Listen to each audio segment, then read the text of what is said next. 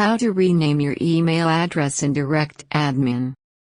We assume you have already logged into your DirectAdmin account. In the Email Manager section, click Email Accounts. From this interface, you can manage your email accounts. Here it displays the list of email accounts. Click the plus sign of that particular email account you wish to rename. Click the Change Password Username option. Replace the old username with a new username. You can manually enter the new password or use this password generator. Click that password generator icon. Click Save.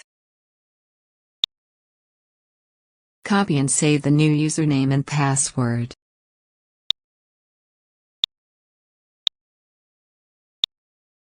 That's it. We have successfully updated our email account. Thank you for watching.